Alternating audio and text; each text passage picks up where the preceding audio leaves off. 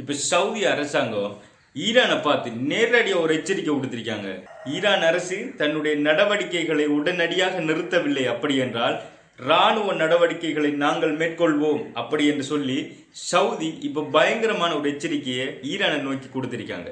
Saudi அரேபியாவோட வெளியுறவு அமைச்சர் ஈரானை பார்த்து இப்போ என்ன சொல்லியிருக்காருண்டா, ஈரான் தன்னுடைய இராணுவ நடவடிக்கைகளை மறுபரிசீலனை செய்ய வேண்டும், அவர்களுடைய இராணுவ நடவடிக்கைகளை சவுதியின் மீது நிகழ்த்துவதை தடை செய்ய வேண்டும், தடுக்க வேண்டும் அப்படின்னு சொல்லி சவுதியினுடைய வெளி விவகாரத்துறை அமைச்சர் சொல்லியிருக்கிறார். இப்படி பயங்கரமா எச்சரிக்கை கொடுத்த சவுதி அதுக்கு அடுத்ததான் என்ன சொல்றாங்கன்னு சொன்னா, ஐநா சபை மூலமான ஒரு சமாதான நடவடிக்கையை தான் நாங்கள் விரும்புகிறோம் அப்படி என்றும் சொல்லியிருக்காங்க.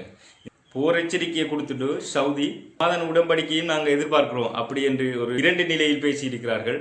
இப்படி இருக்கிற டைம்ல தான் கட்டார் ஒரு அதிரடியான முடிவு எடுத்திருக்காங்க. என்னன்னு சொன்னா, கட்டாரில் இருக்கக்கூடிய அந்த ராஸ் லப்பான் என்று சொல்லக்கூடிய அந்த எரிபொருள் நிலையத்தில் மிகப்பெரிய தாக்குதல் நடந்தது இல்லையா, அந்த தாக்குதலை வன்மையாக கண்டிக்கிறார்கள். அதோட இப்போ கட்டாரில் இருக்கக்கூடிய அந்த ஈரான் நாட்டை சேர்ந்த அதிகாரிகள் கட்டாரில் இருக்காங்க இல்லையா, அவங்களை கட்டார் விட்டு உடனடியாக கட்டார் அரசு வெளியேற்றுகின்றது.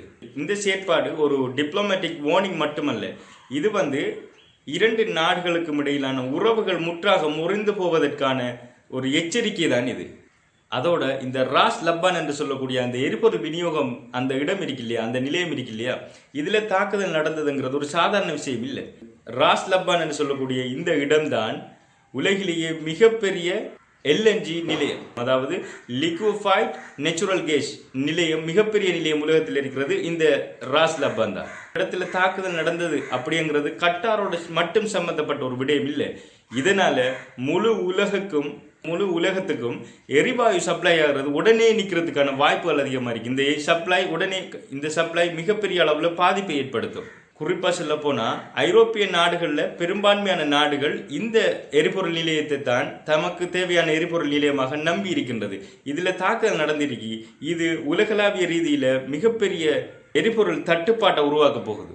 இதனால என்னென்ன விளைவுகள் ஏற்படும்?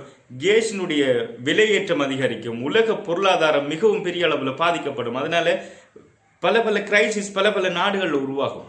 இப்போ எந்த கேள்வி என்னன்னு சொன்னா, இந்த விடயம் வரப்போற மிகப்பெரிய போரின் ஒரு ஆரம்பமாக இருக்குமா அப்படி என்பதுதான். உங்களுடைய கருத்து என்னங்கிறத கீழே கமெண்ட் பாக்ஸ்ல சொல்லுங்க. மறக்காம இந்த சேனலை சப்ஸ்கிரைப் பண்ணி வைங்க.